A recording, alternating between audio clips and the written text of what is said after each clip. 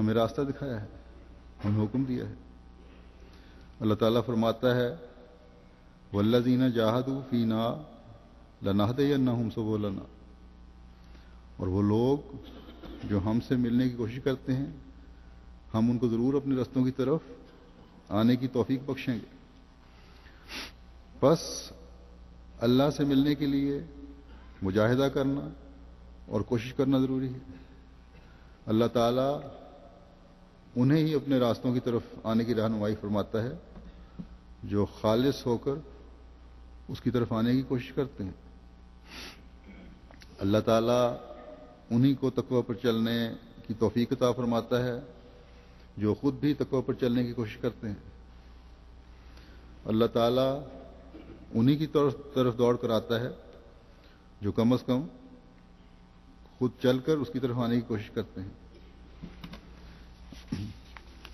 اور تقوی کے حصول کے لیے ان کوششوں میں اللہ تعالیٰ کی رضا حاصل کرنے کی کوششوں میں ایک بہت بڑا ذریعہ اللہ تعالیٰ نے رمضان کے روزوں کو بنایا ہے۔ بس اللہ تعالیٰ کے فضلوں اور اس کے انعاموں کے حصول کے لیے جو حقیقی کوشش کرتا ہے وہ گناہوں سے پاک کر دیا جاتا ہے، اسے نیکیاں کرنے کی توفیق ملتی ہے اور وہ اللہ تعالیٰ کے فضلوں کو حاصل کرنے والا بن جاتا ہے۔ ایک روایت میں آتا ہے، حدیث میں ہے، حضرت ابو سعید خدری سے روایت ہے کہ نبی کریم صلی اللہ علیہ وسلم نے فرمایا جو بندہ اللہ تعالیٰ کے راستے میں اس کا فضل چاہتے ہوئے روزہ رکھتا ہے تو اللہ تعالیٰ اس کے چہرے اور آنکھ کے مابین 70 خریف کا فاصلہ پیدا کر دیتا ہے، یعنی موسم سرما اور گرما کے درمیان جتنا فرق ہے وہ 70 گنا زیادہ اس سے فرق کر دیتا ہے۔ ایک مثال ہے کہ بالکل اس کو آگ دور کر دیتا ہے۔ بس اللہ تعالیٰ کے راستے میں اس کا فضل چاہتے ہوئے روزہ رکھنا ضروری ہے جیسا کہ اس نے حکم دیا، کسی قسم کا دنیاوی مقصد نہ ہو، خالص اس کی رضا کا حصول ہو تو اللہ تعالیٰ مجاہدہ کرنے والے کو نہ صرف آگ سے بچاتا ہے بلکہ اپنی رضا کی جنتوں میں بھی داخل فرماتا ہے۔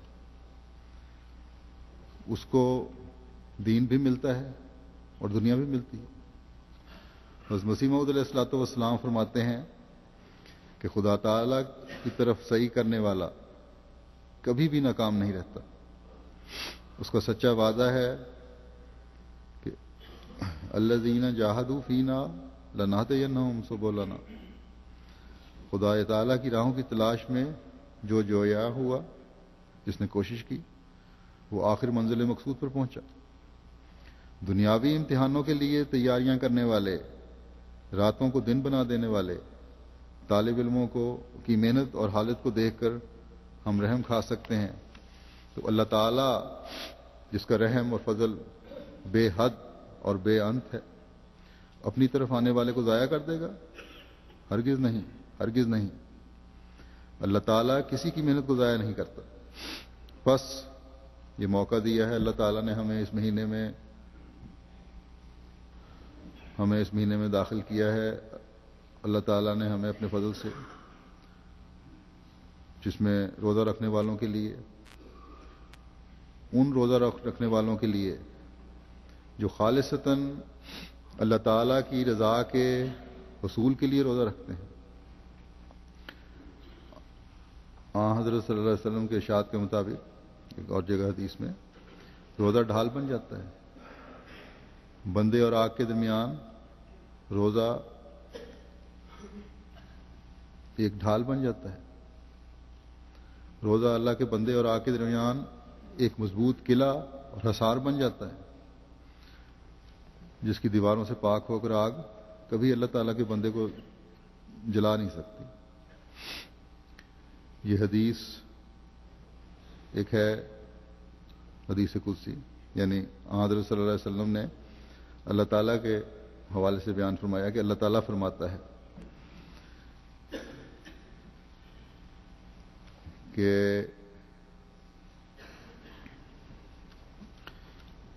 اس حدیث کی تفصیل ایک اور جگہ بخاری میں اس طرح آئی ہے. حضرت ابو ہریرہ رضی اللہ تعالیٰ عنہ سے روایت کرتے ہیں کہ رسول اللہ صلی اللہ علیہ وسلم نے فرمایا، اللہ تعالیٰ فرماتا ہے ابن آدم کا ہر عمل اس کی ذات کے لیے ہوتا ہے سوائے روزوں کے، بس روزہ میری خاطر رکھا جاتا ہے اور میں ہی اس کی جزا دوں گا. اور روزے ڈھال ہیں، اور جب تم میں سے کسی کا روزہ ہو تو وہ شہوانی باتیں اور گالی گلوچ نہ کرے، اور اگر اس کو کوئی گالی دے یا اس سے جھگڑا کرے تو اسے جواب میں صرف یہ کہنا چاہیے کہ میں تو روزے دار ہوں. اس ذات کی قسم جس کے قبضہ قدرت میں محمد کی جان ہے صلی اللہ علیہ وسلم، روزے دار کے منہ کی بو اللہ تعالیٰ کے نزدیک کستوری سے زیادہ طیب ہے. روزے دار کے لیے دو خوشیاں ہیں جو اسے خوش کرتی ہیں. ایک جب وہ روزہ افطار کرتا ہے تو خوش ہوتا ہے، اور دوسرے جب وہ اپنے رب سے ملے گا تو اپنے روزے کی وجہ سے خوش ہوگا.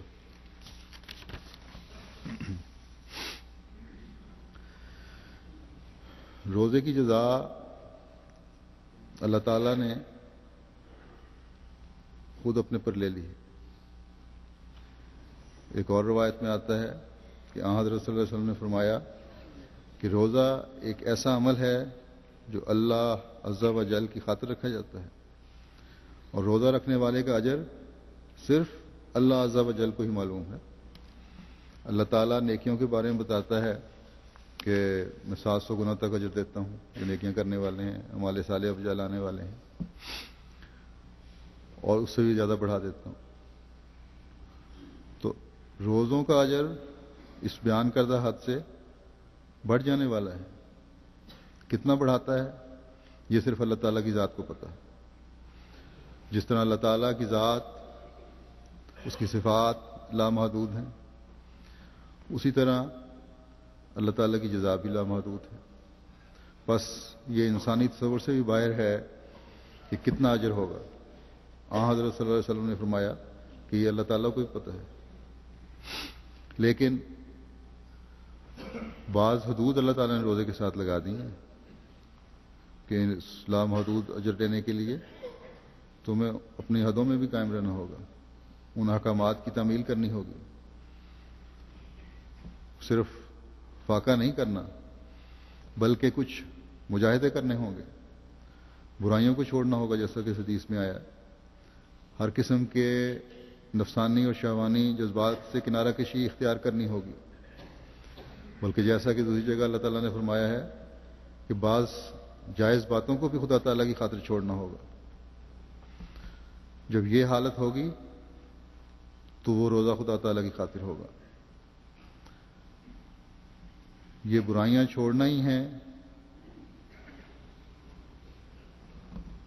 جو اس کو اللہ تعالیٰ کا قرب دلانے والی ہوں گی، لیکن یہ وقتی چھوڑنا نہیں ہے. ان برائیوں سے وقتی طور پر کنارہ کشی اختیار نہیں کرنی، بلکہ مستقلاً یہ عادت ڈالنی ہوگی. جب یہ حالت ہوگی تو وہ روزہ پھر اللہ تعالیٰ کی خاطر ہوتا ہے.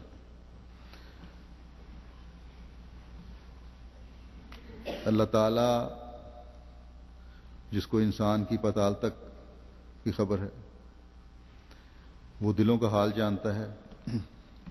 وہ جانتا ہے کہ بندے کے کسی بھی فعل کے پیچھے اس کی کیا نیت ہے. وہ ذات جو حاضر اور غائب کا علم رکھتی ہے، اس کی صفات کو، اس کے علم کو اگر سامنے رکھتے ہوئے ہر روزے دار روزہ رکھتا ہے اور مجاہدہ کرتا ہے تو وہ روزہ پھر اس کے لیے جزا بن جائے گا. جو روزہ اس نیت سے رکھا جائے گا کہ آج میں ان نفسانی اور شہوانی باتوں سے دور جا رہا ہوں، ان کو ترک کر رہا ہوں، صرف رمضان کے لیے نہیں بلکہ ہمیشہ کے لیے، تب بھی وہ روزہ خدا کی خاطر ہوگا.